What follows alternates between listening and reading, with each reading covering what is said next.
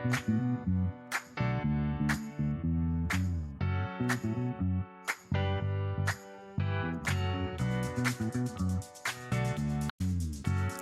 guys, welcome back to the Soul Sisters podcast. I'm Daniella. And I'm Alex. And we are back. We are back here. We made it. We're so excited to be back. We have an awesome guest today. I want to introduce everybody to Jazz Sierra. Hey. What's up, girl? What up? We are so happy to have you. I am honored. Ooh. Honored to have been chosen. Stroke our egos. Thank you. So Jazz is an old friend of ours because we know her from back in the day, back in the youth group days. She was one of our homegirls back then, and she's gone off to do amazing things. You are doing stand-up comedy, which I think is so cool, and I can't wait to talk about that. And you also moved to Ireland, so we have a lot to talk about with her. That was quite a surprise. I mean, I'm gonna be honest. I'm not as close to Jazz as you. I don't know if you remember me at all. But I do. Really? I mean, I also remember you. I was like, I don't think she remembers me. I don't know. But oh, that's sweet. Thank you, girl. But yeah, that was like such a shock to me. I was like, what? Ireland of all places. But I guess when you get a call, you get a call. So you do what you got to do. So, but that's pretty cool.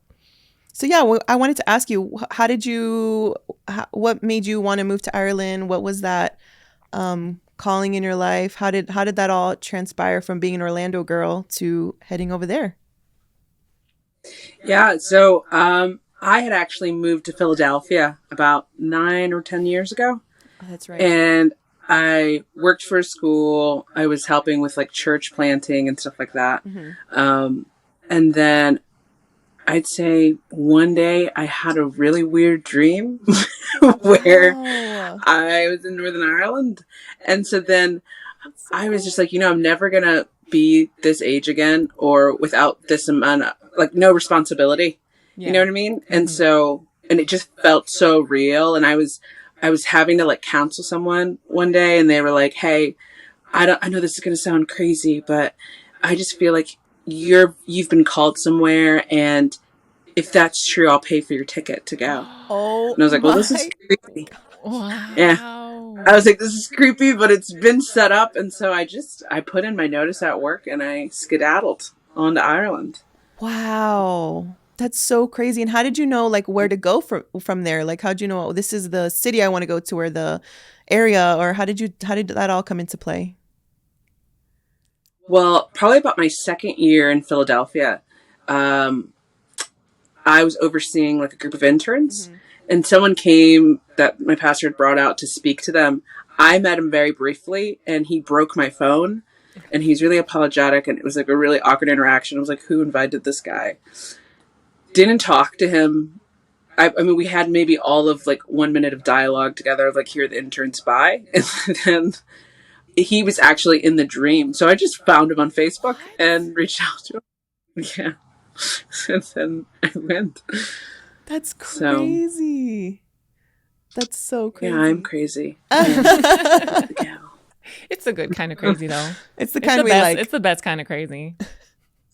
So how did you get established? So when you got to Ireland, how did you build community, and how did you like establish some sort of like normalcy there? I mean, that sounds like kind of scary. I don't know. I don't think I could. But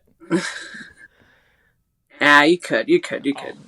I once I got here, obviously you're going to be swarmed. Well, when you're joining a church community, you're going to be swarmed with people in that regard. And I was like, yeah, I need friends outside of here. So I just started doing stuff in the community, like volunteering at random like initiatives, or and then I dabbled in my stand-up comedy, and I've really created like a great community there. I love that. Which has been nice because it's just like, you meet people you would have never met sitting inside of a church all day. So exactly, it's just I think that's how I go about it. That is so awesome. So tell me about your stand-up. I've been like dying to know about this. I need to watch your stand-up because I know you're a funny person in life. Like you just have such a great personality. You're just so charismatic and funny. But I've never seen your stand-up material. Oh, thank you. No, it's I mean, you come from a Hispanic family, so I'm pretty sure you would understand a lot of my comedy. It's just mostly that's enough content alone, You're set for not life being with white. content. So, yeah. So it's just like a lot of my content has to do with my family, and then just like dating, the typical stuff. But I have been doing comedy since I was in Philadelphia, because that's actually how I made friends in Philadelphia as well, as I got into the stand-up comedy stuff. Awesome. And then so I just did the same thing when I moved here, and it's worked out for me. It's great to be around funny people. It's great to be around people who have like a sense of humor. It just makes life more fun. But it has been cool coming here and doing comedy in another country. One, I'm having to learn a different way to be funny, but two, I've gotten to learn the island so much more because I'm traveling to different parts of the island. And so then you hear everyone's take on whatever town you're in, and you learn the history and you learn all that stuff. So it's a great way to like learn an area, but also gain community. So That's so interesting. That's such an interesting way to make friends, is like you're going into these niche areas. I think that's a great help for someone that maybe is moving to a new town, is like, well, I know I love doing this. I love like whatever, crafting. Maybe let me get involved in like a crafting group, or I love comedy. Let me start getting involved in a comedy group. Like, it's such a quick way to just jump in and be like, I'm like you guys. Let me like be one of you guys, kind of a thing. Like, accept me. can you be my friend? Will you be my friend, please? I mean, I think it takes a lot of courage to jump in head for, even when you have similar interests. I don't know. I've always been like, oh, I want to, but I get scared. So kudos to you for having the bravery to just dive in head first and be like, hey, guys, I also do funny stuff. Hey, That is hard. let's be friends. To me, stand-up seems like literally one of the hardest things to do, because you're so vulnerable. You're by yourself, and it's like, let me make this group of people laugh. I don't know. What is your take on that? What do you think? I mean, in Philadelphia, I felt more incriminating because it's fellow Americans, versus here. Okay. I think there was, at first I was like, am I actually funny, or are they just laughing because they feel like they have to, because I'm a brown American and they don't know. But You're like, yeah, you're funny. you're funny. We're not racist. Like, a lot of it has been like a really weird interactions. They're like, where are you from? No, where are you from? And so, Like, what kind of brown are you? That's true. Exactly. It's out of that. But no, I don't know. I think because I did like theater as a kid and stuff like that. I mean, I think even me and you, Danielle, we did little skits and stuff. Like, I've always been in game for embarrassing myself in that way. Yeah.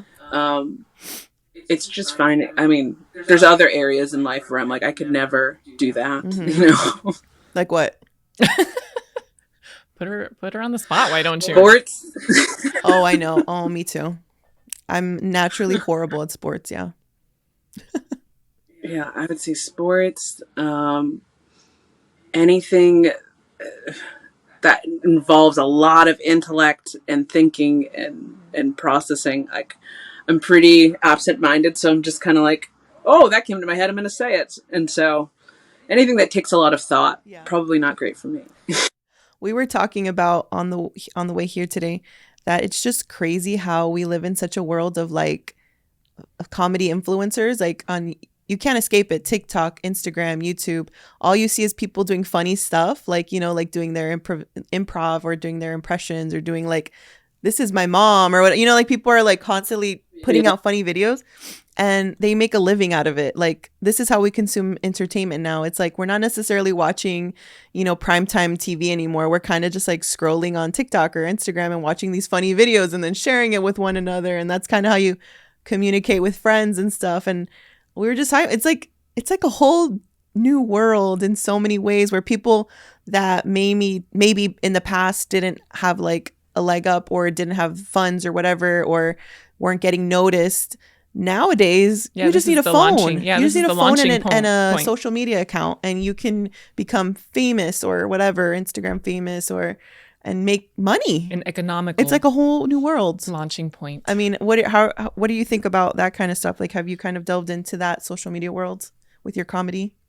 It's definitely launched a lot of stuff. There was 2 comedians I was doing a TV recording with about 2 weeks ago, and their claim to fame was literally COVID and a phone. So crazy. I think that COVID time really just pushed people to just try things. But I would say the social media aspect is helping, but it's also a lot of pressure. Because there's also, as much as there's like this, oh, everything's on the internet, everything is also like the whole cancel culture aspect. And so it's like, what am I going to put out? Yes. What's okay to put out? And then you don't want to get stuck in a certain niche, like, oh, this is the only content you're allowed. I think for me as a stand-up, I avoid posting my actual sets, like my actual jokes, just because I'm not super famous yet, and I don't want my jokes stolen, and they have been before. But I love to put out like some of my what you call crowd work when you're interacting with the audience. Yes. That kind of stuff. Yep. I love to, I'm willing to share more often, because you can't replicate that. You know what I mean? It's just like, here's what it's like to be in front of me on stage kind of deal. That makes so much sense. There's another podcast that I love to listen to. It's with Dana Carvey and David Spade. I don't know if you've ever listened to it, but I love SNL. You have listened to it? Yes. Okay. I love David Spade. I feel like he's so underrated.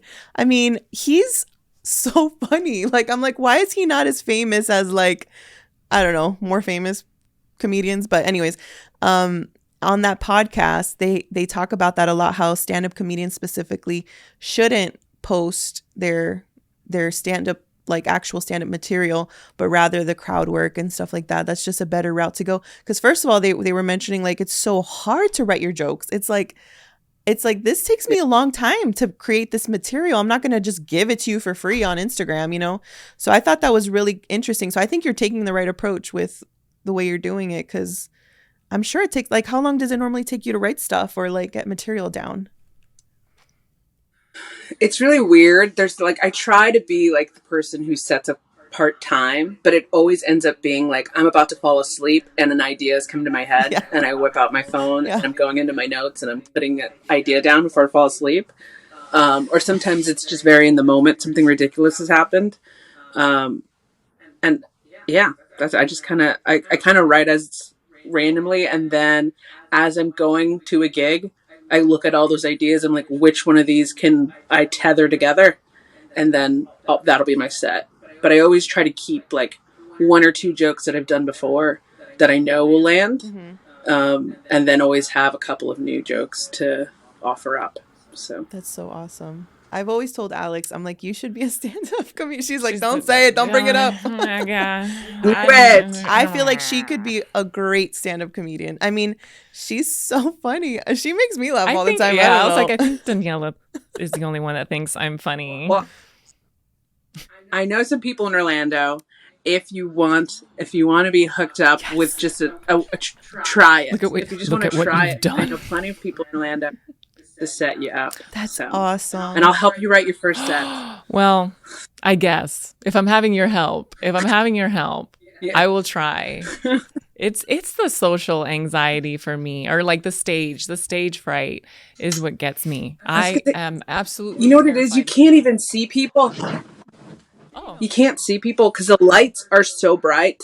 You're going to see the people who get picked on are the people in the very front, because that's all we can see. There you go. Like, we can't see beyond like the first or second row because the lights are so bright. That's so funny. That's why I never sit at the front, because I'm like, I don't want you to look at me. I love sitting at the front, especially with Danny with his massive beard. We always get picked on. And oh yeah. Her husband, I don't know if you've seen him recently, but he has a huge wizard beard, like down to his belly button. So he's very easy to notice. Yeah. Easy target. See, she's telling you should do it. Just like jump on it, girl. Okay. I'll look into it. You'll dabble. I'll dabble. Who are some of your favorite comedians, Jazz? Okay. I really like Theo Vaughn. Okay. Just because I never know what's going to come out of his He's mouth. a mess. I've heard his stuff, and he's an absolute mess. But it's great. The gibberish is. No, he's crazy. No, he's like, I'm just like, are you even human? Like, what's going on here? But I think he's so funny. I think one of the best storytellers would be Dave Chappelle. And then she doesn't do stand up, but she's a comedian in my mind. Aquafina. Really like Aquafina. And Ali Wong. Oh my goodness. I would like. Oh, she dirty. She dirty. I watch her stand up and I'm like, it's funny, but she get dirty. I think I mostly just like her career that she's like, I'm going to do writing, I'm going to do comedy, I'm going to make a Netflix show. Like, I love that she's like, doing all the things. So I look at her career and I'm like, yes, that's something I would want to do. I think her career is super cool too, because she kind of started as a writer. She was just like a mom. She was like kind of doing those things, and then once she started doing stand up, it's like phew, like her career just skyrocketed. Right? Is that kind of how the trajectory went for her? Yeah.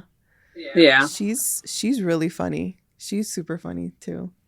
Who do you like, Alex? How did you know? I don't know who Theo Vaughn is. I've never heard of him. Well, I've seen a lot of his stuff on Instagram. And to me, it's just his delivery, because I'm like, are you being serious or not? Like the way he just straight faced tells you this nonsense. That to me is what makes it so funny. Yeah. Because it's utter nonsense. And so I know Theo Vaughn from Instagram, just doom scrolling. I love Nate Bargatze. What are your thoughts on him, Jazz? Oh, he's so funny. I love his deadpan. I just watched his special. I had never heard of him, and then all of a sudden, like TikTok, and then I started watching some of his older stuff, and I was like, oh, this guy's really funny. I really like him. He's funny. I just love his delivery. Like, he's one of those people where he's not saying like necessarily a punchline, but just his delivery, you're just like, that's so perfect. That's so funny. And I also love John Mulaney, but he's I didn't think you were gonna like him. Is he too like commercial at this point, or you just don't vibe with his style type of thing? I think he's just a bit theatrical, and then I think his voice. I don't know. Like sometimes, like there's just certain voices that I'm like, after a while, I'm like, okay, I can't. Yeah, that's so true. So, but I like his content. Like his content is great, but he's not like the first guy I put on. No. Yeah, she's like, he's C team. He's C team. He's C team. I feel like he had his best material when he was younger. I feel like his material hasn't been like the best, because I've watched all his Netflix specials and stuff. And they're like, the last few have been like okay, but he has some really funny jokes that I would like. I just love he has a special called Newmantown, where he like lives in New York, and he just all his weird encounters with like homeless people and stuff. It's just so funny. It's just, I think he has some good stuff. But yeah, I think he's different now. He's not the same. He blew up. The cocaine, the cocaine, the lack of cocaine changed him. I think that'll do it. That is. I'm not even lying. Like the comedy scene is very like heavily drugged, and I will never forget the first time I went to a gig, and we're like separated from everybody else, and we're in the back, and people are just so nonchalantly doing coke, and I'm like, this is not. This is not normal for me. Like, you want some? Like, why are you just little baby girl? I'm just little baby girl. Yeah. And they're just like, do you want any? No. Okay. Right. You're like, cocaine is so lowbrow for me. You got any meth? Got any speed? I already did mine. I'm good. I'm covered. I had mine when I was at home. Yeah. Didn't want to lose so any. Funny. So that's not a cliche. That's like for real. It's for real. It's for real. Dang. Okay, don't get caught up in that. No. She's like, never. Not at all. She's like, I don't need it anyways. It's a natural high. Honestly, I don't. But So have you been able to like click with that group of comedy people? How has it like worked out that, you're seeing probably those same people pretty regularly at most gigs? Are you building like, is it easy to build bonds with those people, or is it kind of like, hey, I'll see you next week? Or, like what does that relationship look like with the comedy scene? Yeah, I think you get really close really fast because you end up in a car together, carpooling to a gig that's 3 hours away. And yeah, so that 2 or 3 times in one week, you get to know each other in that small space really fast. Um, and I think a lot of people, and maybe this is too, I don't know, too deep, but I would say a lot of comedians struggle with depression, at least in the experience that I've had with the people I've met. And so I, not to get all Christianese, but like it's a great opportunity to like love on people in a way, and build community and kind of just be like, hey, if you ever really need anything, like I can show. And they're just like, why would you do that? That's so weird. And I'm like, well, That's awesome. That's um, opening a door though. And I'm glad you're there to help them out, because I don't think Ireland is a very Christian country. No, right? I mean, there's a lot of Catholic roots. it's a very religious country. Okay. It's very religious. So the big overarching thing is Protestant and Catholics, but it's more political than anything. Um, and they wouldn't believe or not believe, they wouldn't practice relationship with God per se. Mm-hmm. It's more religious like practices. Mm-hmm. Right. Um, Tradition. and correct, a lot of tradition, a lot of religion in that aspect. Um, but it's so odd to me. So like one of my friends, she is a comedian, and her family would have a Catholic background, but she's not practicing. She's not religious at all. And probably I want to say last week, we were driving through East Belfast, and there's a woman in the middle of the road, and she had like this white dress on and like a white turban. And I was like, this might sound creepy, but I was like, do you see this lady as well? Like, you never know when you're a Christian. Is this a Like, is this ghost? like, am I seeing in the spiritual realm? And she's like, no, I see it too. And she was freaking out and she's scared. I immediately start praying, and then she gets more scared. But then we get to her house. We get to her house, and we're talking, and she's like, I know what I need to do. And she goes and she grabs this picture of Jesus and puts it on the wall, because apparently that's like a regular practicing thing that Catholics do, is like to protect them. And I was like, no, you don't. You don't need to put that. I will pray over your house. And I'll not pray over you. I was like, you don't do that. And so it was like this whole dramatic moment, but it's like, we'll never forget it. It was the weirdest thing. But it's like, that's the kind of stuff that they will do Right. simply because they're scared, not Right. because like, Right. It's Yeah. a response to fear versus like, let me seek out a real relationship with Yeah. God, which is so common. I feel like even in like the Hispanic world too, it's like, oh, let me pull out my rosary, or Mm-hmm. like, you know what I mean? It's like this type of like traditional version of religion, not necessarily that they're practicing Catholics or that they're practicing Christians or anything. It's just like, oh, remember in the movie The Mummy? I don't know why that just came to me, when that guy, the bad guy at the end, he was like so scared because that creature was coming to get him, and he like pulls out his cross, and then the creature's still coming. He's like, wait, that's not working. He pulls out like some other like symbol, some like Buddhist. He has like all these chains on his neck, and I'm like, dang, that is so symbolic of like our world. It's like, well, if this doesn't work, let me pull out this, and let me pull out this, and if what, you know what I mean? Yeah. I don't know. That Yeah. made me think of that, but Crystals. That's really I interesting. need more crystals in my life. Yeah, crystals. Let me pull out my right. crystals. I was going to say it's just been cool. God has been giving me really weird opportunities and windows to like kind of, I don't know. So can I share another story? I'm sorry. Oh my Oh, gosh, no, this is we're why we're here. All Please. about it. Continue, please. So me and some friends, we got booked last minute for a festival. We didn't know what kind of festival it was going to be. Like, we just knew it was a festival, and we're like, sure, whatever, it's paid, we'll show up. So we get there, and it's on a private island. So they're like, oh, yes. So we have to like, so we get there. They're like, oh, do you want any food? Do you want anything to drink? Like, anything you want, you can have it.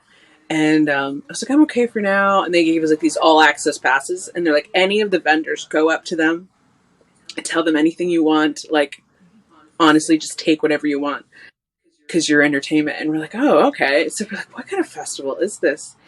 And so we turn the corner and like a smell hits us and we're like, oh, it's a hemp festival. So it's like this huge weed festival. And we're like, what, what are we doing? And so then we look over at the stage and we're like, that's the stage we're meant to tell jokes on. And everybody is just walking around smiling. I was like, this is not going to be a great gig. This is going to be so weird. No one's going to laugh because they're high out of their minds. We were talking, and this girl starts talking about like a dream she's had. And she like just turns to me and she's just like, what do you think that dream means? And I was like, okay. And so then I like interpret her dream for her and from a very Christian standpoint. And then she's like, oh my gosh, I have to go get my friends. And so all their friends come over and they're like, are you a psychic? And I was like, no. I was like, I'm a Christian. They're like, we didn't know Christians like did this kind of stuff. I'm like, yeah, like we do kind of do this kind of stuff. And they're like, that's so cool. If I would have known that, they're like, what church do you go to? Can we go to your church? And it was just a weird opportunity that you would have never caught me at a weed festival, but there I was telling jokes, interpreting dreams, just bizarre, weird stuff. That is weird. So awesome. But you're stepping up, which is the that's the key. Yeah, the key to all this is that you're put in all these weird situations and you're just being you and you're just like sharing from your heart. And I think that's the most important thing. And I think God blesses that obedience to just be like, this is what I believe, you know? That's so awesome. Yeah. For the longest time, the other comedians thought it was just a part of my bit. Like, they didn't realize that I actually, because I would talk about it. And they're like, why do you always joke about that? Like, what do you actually do? And I was like, no, I really work for a church. Like, that's really what I do. They're like, you couldn't possibly really like, work for a church. Christians aren't funny. They're not funny people. So, yeah. That's so awesome. So you've had a lot of cool opportunity to just like share, and probably more than even in the your church role, you're finding more opportunity in the comedy space, which I think is super cool. Yeah. No, it's been a cool experience. I think it's just a very unconventional missionary experience I'm having here, where I'm really just being like, Irish community is so different. Like, they're very closed off. They're very polite. They're very just, they're not vulnerable people naturally. But then once you've gained their trust, like you're in. And so like, I've had this great opportunity to be in many people's lives and gain their trust, which is like all you need for influence here. You know what I mean? So cool. And so like, I'm willing to put in the time, and that's what I'm here for. Mm-hmm. You know what I mean? Like, I'll be the crazy weird lady until you trust the crazy weird lady, and then whatever. Yeah. That is so cool. Have you had a relationship or a friendship over there in Ireland that has been life-changing for you? That has been like, I don't know how I could have done it without this person type of a thing? Yeah. So I'm a comedian, so naturally God makes my life really ridiculous. And back in November, I went on a hike, and then a couple days later I had like a little bit of back pain, and I thought nothing of it. I'm like, oh, I'm just out of shape. And I did like a crazy hike. But then the next day I woke up paralyzed from the waist down. It was such a weird thing. And I'm like, maybe it's just like sciatica or something random. But then I got to the hospital and they're like, no, you have a rare spinal condition called cauda equina, and you need emergency surgery or you're going to be permanently paralyzed. And I was like, crazy. Oh, okay. Crazy. And crazy. And one of the girls here, she's on staff with me, like showed up, mind you, because I was paralyzed from the waist down. I had like lost control of everything from the waist down. So she was bringing me clothes. She was bringing me coffee. She was messaging my family for me. Like, she was talking to the doctor. She was next to me. Like, you would have thought we had like 20 years of friendship. I've known this girl for 2 years, and she was like coming through in such a huge way, that like, I nothing other than like Jesus. Like, I'm just like, thank you, Lord, for this friendship.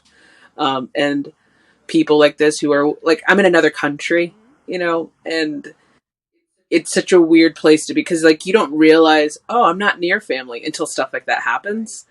And she just stepped in without even a thought. Wow. That's great. Isn't that a crazy that's story? incredible. I remember when you were here in Orlando a couple months ago and I saw you, you told me that, and I was like, what? Like, how in the world do you get to that point? You're literally about to be paralyzed for the rest of your life. Like from one day to the next. From one day to the next. With no traumatic injury. That's crazy. But shout out to your friend. That's amazing on her part. Like, kudos to you, girl.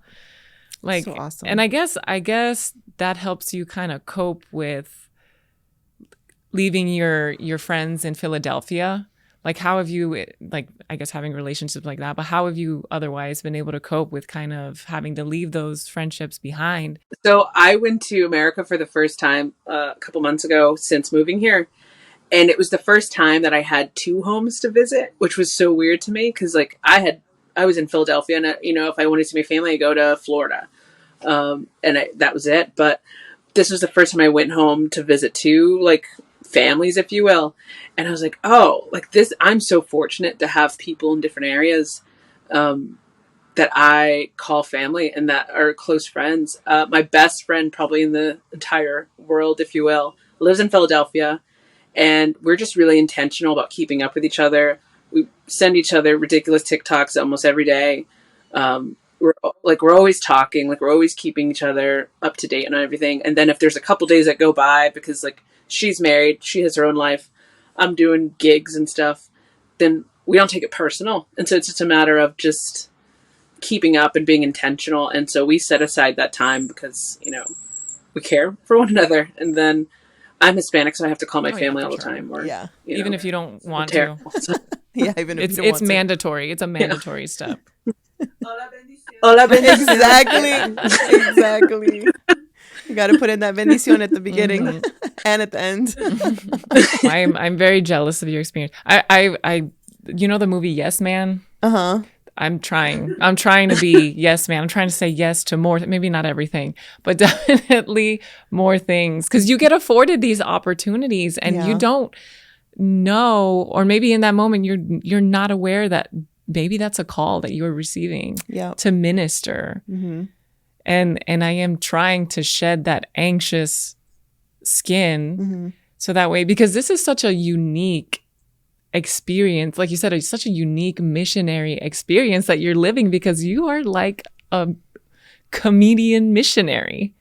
Well, you're not like, you are. So I'm in my head this whole time, I'm like, because every time you go to church and the missionary comes, it's the same kind of, okay, we're building a church, and which is great, obviously. But to hear it in this way, it's very refreshing and unique, and you just don't realize what God has in store until he's like, go do it. And then you have to go do it. Mm-hmm. And in our own unique ways, like how you are doing it in your own unique way. Like, this is such a jazz way to do it, like you reaching these comedy people and just being authentic, and you're in there with all of these people you would never have reached just in your church circle. So that's so awesome. It's just funny because in my head, I don't know why I thought people here, like, I threw away all this clothes. I was like, I brought like sweaters and like, because of the missionaries I've seen, I'm like, I have to look like a missionary. And I had brought everything that would be like great for like Little House on the Prairie. Long skirts. And then I got here. Everyone looks normal. And I'm like, why do I have this clothes? And then I was so embarrassed. And like, obviously funny. In your head, you're like, this is what it's going to be like. And then I couldn't have planned for this. I couldn't have planned for this at all. So. That's funny. Frontier woman in Ireland. Well, when you go on mission trips, they're like, wear long skirts to your ankle and like wear like sneakers, like yeah, not the most cute stuff ever, but that's so funny. Your frontier lady clothes. Did you learn how to sew so that way you can make your own clothes? You're like, oh, this is part of the lifestyle. Time to learn sewing. Although the one thing I have not adjusted to in this country is predominantly most houses hang their clothes to dry versus throwing it into a dryer. Oh. That I'm like, I don't know if I can get on board with this. I don't know if I'm there. So What about the AC thing? I know in Europe they don't really use the AC a lot. Has that been a weird thing? they don't really have AC here either, but it's cold most of the year. Okay. So those random hot spurts are really not hot compared. Well, I mean, I grew up in Florida, so like, Hot. It's genuinely Cool. I would love to go to Ireland one day. I've always wanted to go to England too, but Ireland just looks so beautiful. It just seems really, really cool. Yeah, the countryside. I mean, the it is. green, the cliffs. Yeah. Come visit. She's like, get over here. Come over here. That would be so fun. Well, thank you so much, Jazz, for having letting us join you on this conversation of this journey you're on. It's so fun over there in Ireland, being a comedy genius over there. And I really want to watch some of your stuff.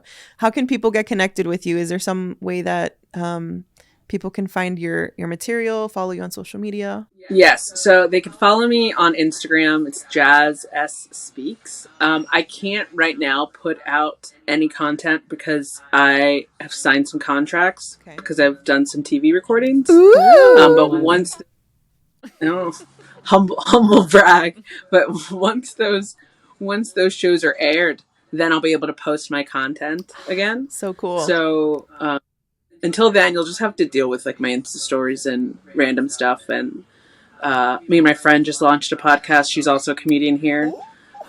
So if you want to follow that, it's the Auntie O Pod. O is for oppressed. So Auntie O Pod? Yes. I love that. Okay, well, people are going to have to listen to that too. That is so fun. I love it. Thank you so much for doing this. Yeah, sharing your amazing story. You're funny. Thank you, funny, guys. Amazing story. Thank you. Well, thank you guys so much for watching this episode. We are so thankful for all the subscribers we have, all 20 of you guys. Thank you for 20 of our subscribers. Hey, we just launched. Okay, we're being patient. We know it's a trek. It's a process, but we're pretty stoked about the 20 people looking right now. So thank you guys. Share this episode with a friend. I hope it was encouraging, and we hope to see you next week for another episode of the Soul Sisters podcast. Bye, guys. Bye. Friends, thank you so much for listening to this episode of the Soul Sisters podcast. Our heart is to bring this encouraging content to you, and we ask that you join us by following or subscribing wherever you're listening from. And also, share this with a friend who would enjoy it. We love you, and we'll see you again next week for a new episode. Besitos!